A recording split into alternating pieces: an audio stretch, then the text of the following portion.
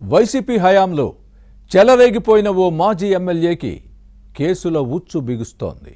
అప్పట్లో అధికారాన్ని అడ్డం పెట్టుకొని అడ్డదారులు తొక్కిన ఆ నేతపై ఇప్పుడు అతని అనుచరులే తిరుగుబాటు చేస్తున్నారు. శాసనసభ్యుడిగా ఉన్నప్పుడు గుడ్డిగా మద్దతిచ్చి కేసుల్లో చిక్కుకొని కొందరు జైల్లో ఉంటే మరికొందరు బెయిల్పై బయటకొచ్చి ఇప్పుడు ఆ నేత అక్రమాల చిట్టా విప్పుతున్నారు. తాను మాత్రం హైకోర్టు నుంచి షరతులతో కూడిన బెయిల్ తెచ్చుకొని బయట తిరుగుతున్నారు. కానీ ఎప్పుడైనా కటకటాలు లెక్కపెట్టే అవకాశం లేకపోలేదన్న చర్చ సాగుతోంది. ఇంతకీ ఎవరా నేత, ఏ నియోజకవర్గం?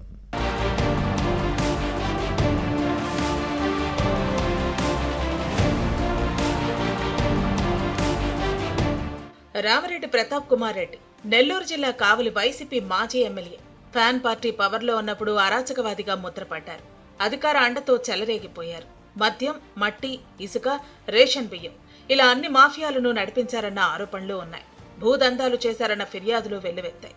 ఈయన తీరుతో పార్టీకి, ప్రభుత్వానికి చెడ్డ పేరు వస్తోందని వైసీపీ నేతలు పెద్దల దృష్టికి తెచ్చినా జగన్ పట్టించుకోలేదు. దీంతో తనకు తిరుగులేదనుకుని మరింత రెచ్చిపోయారు. ఇప్పుడు ఆ పాపాలన్నీ కాలనాగులై రామిరెడ్డిని వెంటాడుతున్నాయి. కానీ ఈ మాజీ మాత్రం తెలివిగా ఇవన్నీ కూటమి ప్రభుత్వ అరాచకాలంటూ దుష్ప్రచారానికి తెరలేపారు. వేసవిలో కావలిలో మంచినీటి ఎద్దడి ఎక్కువ. వాటర్ ట్యాంకర్ వస్తే ప్రజలు పానిపట్టు యుద్ధం చేయాల్సి వస్తుంది. కావలి వాసులు దాహర్తిని తీర్చేందుకు 2014 నుంచి 19 అధికారంలో ఉన్న టీడీపీ ప్రభుత్వం అమృత్ పథకం కింద 88 కోట్ల నిధులు కేటాయించి పట్టణ నడిబొడ్డున పైలాన్ ఆవిష్కరించింది. 2019లో వైసీపీ ప్రభుత్వం అధికారంలోకి వచ్చాక అప్పటి ఎమ్మెల్యే రామిరెడ్డి కాంట్రాక్టర్లతో కుమ్మక్కై పనులు పూర్తి చేయకుండా కోట్లు దోచుకున్నారన్న ఆరోపణలు వచ్చాయి. ఆ పథకం పూర్తయి ఉంటే 5,000కు పైగా నివాసాలకు తాగునీరు అందేది. కానీ ఫ్యాన్ పార్టీ పాలకుల నిర్వాకంతో అమృత్ పథకం ఆటకెక్కింది. పైలాన్లు కూడా కూల్చేశారు.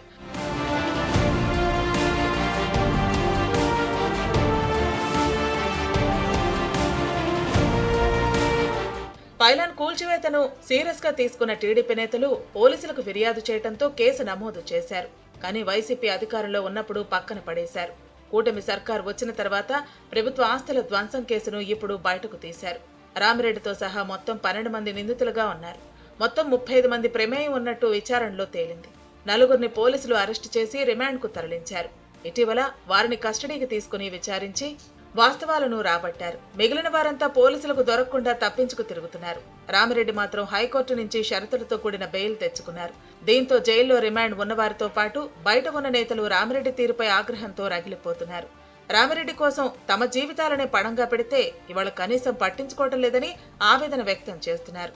నమ్మించి నయవంచన చేశారంటూ బహిరంగంగానే విమర్శిస్తున్నారు.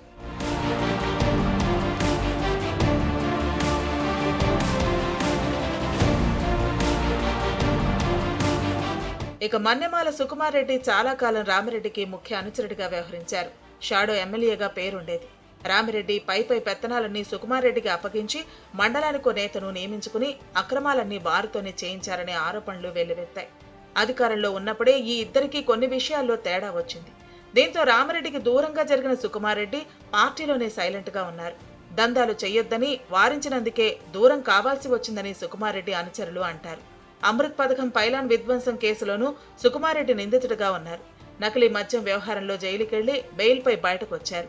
రామిరెడ్డిని గుడ్డిగా నమ్మి అడ్డంగా బుక్కై చివరకు చిప్పకూడు తినాల్సి వచ్చిందని ఆవేదన వ్యక్తం చేశారు. జైలుకు వెళ్లి వచ్చిన తర్వాత ఈయనకు తత్వం బోధపడింది.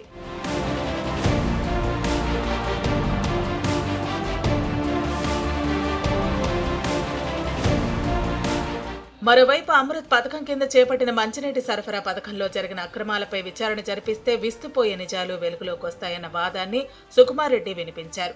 దోచుకున్న డబ్బులో కొంత షేర్ తాడేపల్లి ప్యాలెస్ కు చేరిందన్నది ఈయన ఆరోపణ. కావలి మాజీ ఎమ్మెల్యేపై నమోదైన కేసుల్లో సుకుమార్ రెడ్డి అప్రూవర్ గా మారితే రామిరెడ్డి ప్రతాప్ కుమార్ రెడ్డి ఖేల్కతం దుకాణ్ బంద్ అయినట్టేనన్న చర్చలు కావల్లో సాగుతున్నాయి. ఈయన వ్యవహారంలో కూటమి ప్రభుత్వం ఎలా వ్యవహరిస్తుందో చూడాలి.